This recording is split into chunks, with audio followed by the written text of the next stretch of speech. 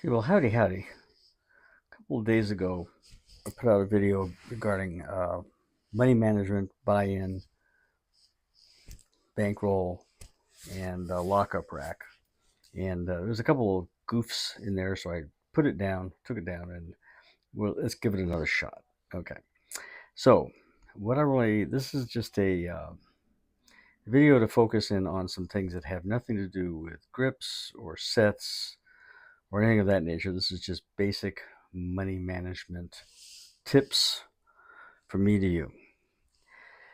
So what we have here is a rack. This would obviously be up here, not down on the table. But for illustration purposes, we have a rack of $500.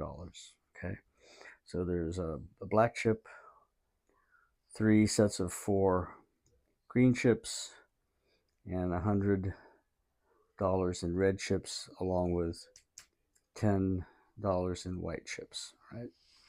Um, Trust me, that's what it is. So that right there, that $500 is the buy-in. That's what the cash you put down and the chips you got back to start your game. A lot of folks get the buy-in versus the bankroll mixed up, and it's really important to understand the terminology. The bankroll is the amount of money that you, the player, will utilize based on your amount of days that you're planning to spend in a casino environment playing a particular game. And in this instance, let's say craps. So you can determine what your bankroll is going to be based on the amount of money you're willing to play with on a daily basis, uh, per trip. Let's put it that way. So a buy-in is going to be a portion of the bankroll. In this instance, we have a $500 buy-in. Now, the next thing I want to talk about is the lockup rack, which I think is a really important concept to understand when you're playing the game so that you're keeping track of what you're winning, the amount of money that you're not willing to continue to play on this particular hand, and um, also gauging your stop loss amount and where you are in terms of this session and your day's play and so on and so forth. So the lockup rack is behind the betting rack. The buy-in is the betting rack. So the betting rack is the front, the lockup rack is in the back. And we'll give a couple of just quick examples here utilizing pass line bets. Let's assume we're at a $15 table.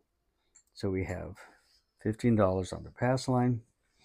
The dice are tossed. And let's say we get a 4 as the point. See, told you I wasn't going to throw dice. All right, so 4 is our point. And let us say that we are going to take single odds on that 4. Now, whether you're shooting or whether somebody else is shooting or whether you're doing a controlled toss or whatever the heck, that doesn't matter. The thing is, we're looking at is this one bet. All right. Let us say that a 4 is rolled again. Winner, puck goes off, and the shooter, or excuse me, the player in this instance, is paid as follows: $15 up front, even money on that pass line bet, 2 times odds, or $30 behind. All right. Now, for this particular bet, regardless of how many other bets the player may be willing to play, on this particular bet that just won, you know that that you're going to stay. You've predetermined that you're going to stay with a single odds bet on this bet.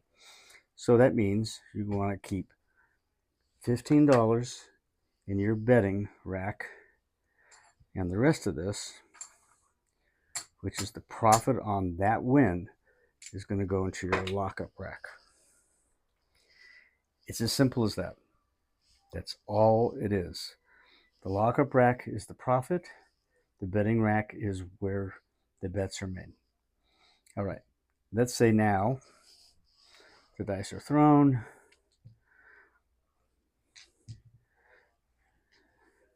Say we get a 5. So the point now goes to a 5. I'm going to do that same single odds, but you got to go at least one more to make it an even number. So it's going to be $20 in odds. And let's say you're now going to go ahead and place the 6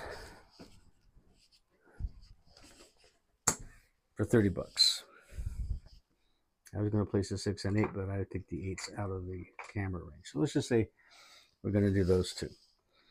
And let's say now a roll comes in and it's an 8.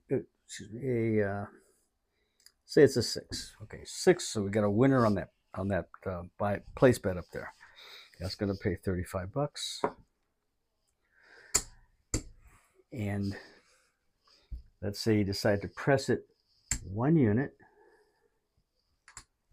and that gives $30 back here to you. And guess where that $30 goes? The lockup rack. Any betting activity comes out of here. Anything left over from the betting activity goes here. Lockup rack. All right, let's say the next toss comes in, and lo and behold, we hit the 5. All right, so that 5 is going to pay $20 behind. That's going to pay $30 behind. No, it's going to pay more than $30 behind. It's going to pay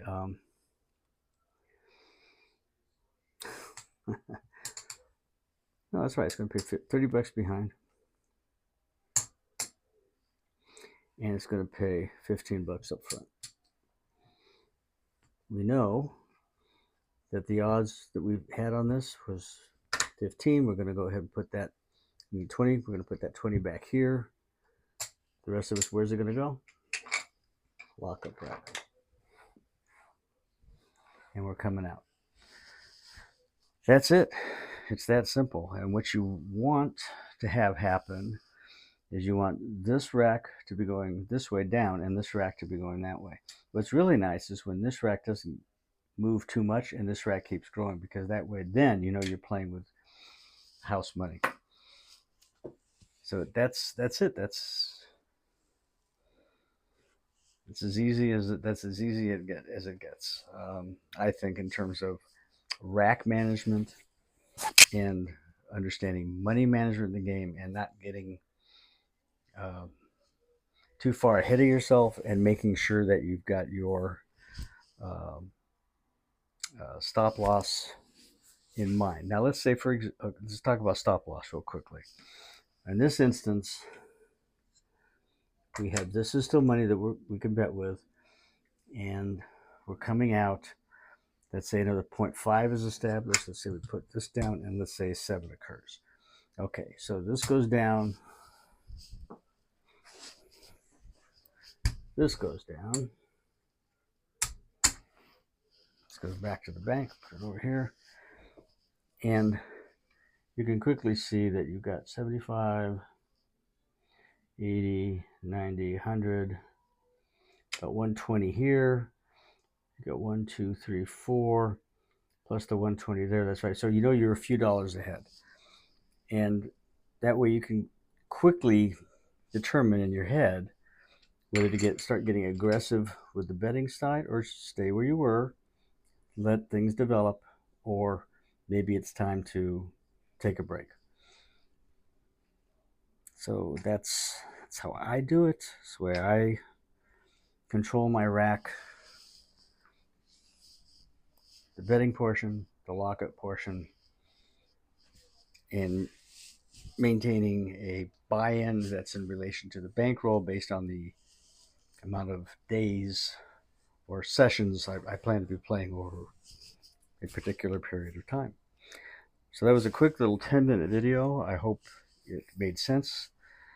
If you have any questions, please let me know in the comments section. And as always, stay safe, stay happy, stay healthy, and remember, luck's got very little to do with it. Mudslide out.